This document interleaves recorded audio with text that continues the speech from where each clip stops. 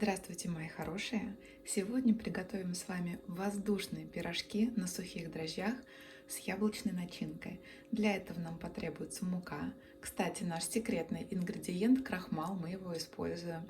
Сахар, соль, яйца, сыворотка молочная или молоко, сухие дрожжи и растительное масло. Теперь берем чашу, где будет происходить замес теста, и сначала смешиваем сухие ингредиенты. Чтобы упростить себе задачу, я сразу поставила весы, оттарила их, и все пропорции буду измерять уже непосредственно в чаше. Сначала просеиваем муку. Просеиваем ее для того, чтобы наше тесто лучше поднималось и пирожки были более пышными. Теперь добавляем крахмал.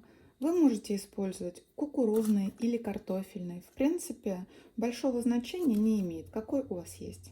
Сахар, соль, дрожжи.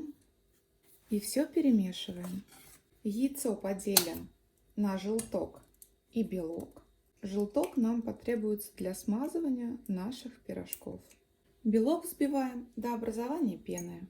Теперь добавляем взбитый белок к нашей сыворотке. Перемешиваем. В нашей мучной смеси делаем небольшое углубление и вливаем молочно-яичную смесь. Замешиваем наше тесто лопаткой. После того, как лопаткой замешивать уже стало тесто неудобно, делаем замес руками. Перемешиваем тесто до однородности. Мы получили комочек, все ингредиенты смешались. Теперь добавляем масло и замешиваем.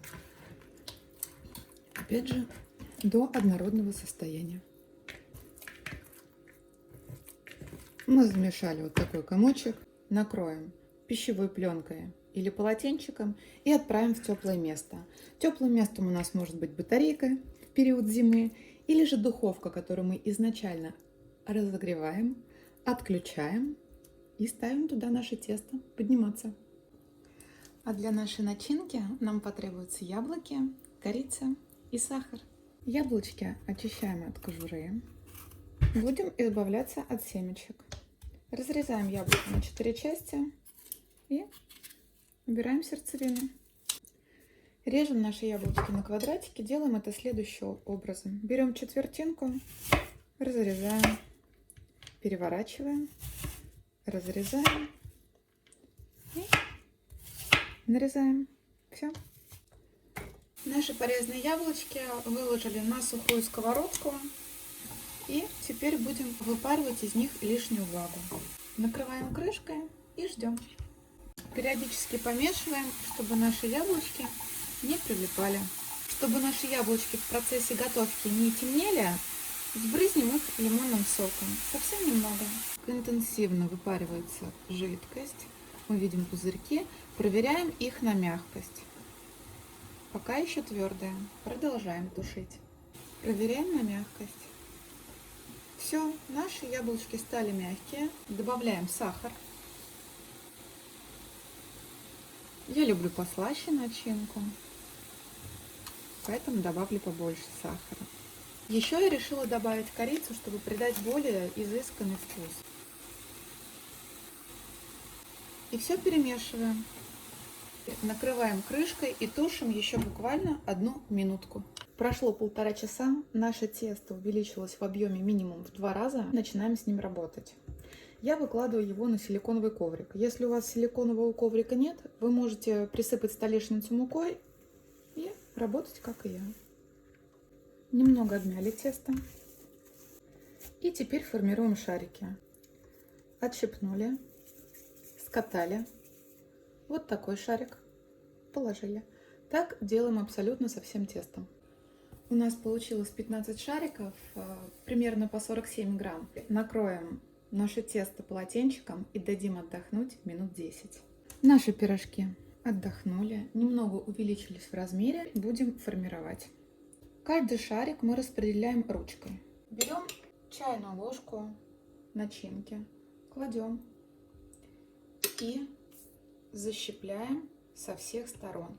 Защипляем плотно, чтобы наш пирожочек в процессе готовки не развалился.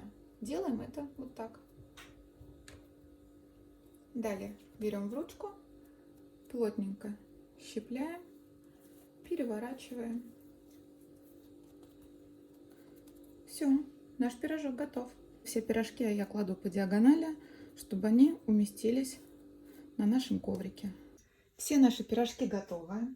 Сейчас мы накроем их полотенчиком, чтобы они у нас приподнялись, отдохнули. А в это время разогреваем духовку до 180 градусов. К нашему желтку, который у нас оставался, добавляем 1 столовую ложку молока и перемешиваем до однородности. Наши пирожки приподнялись, духовка наша разогрелась. Теперь приступаем к смазыванию наших красавцев. Не перебарщиваем. Желательно, чтобы яично-молочная смесь не стекла на ваш пергамент, на который вы их выкладывали, или же на силиконовый коврик, как у меня. Отправляем наших красавцев в духовку. Прошло ровно 20 минут, и наши прекрасные пухляши готовы. Аккуратно перекладываем их на тарелочку, они очень горячие. Наши красавчики наконец-то остыли, и я могу их попробовать. Они очень воздушные, но тесто приобретает прежнюю форму. Хоп! Посмотрим, какие они внутри. Пышное тесто, много вкусной начинки, попробуем на вкус.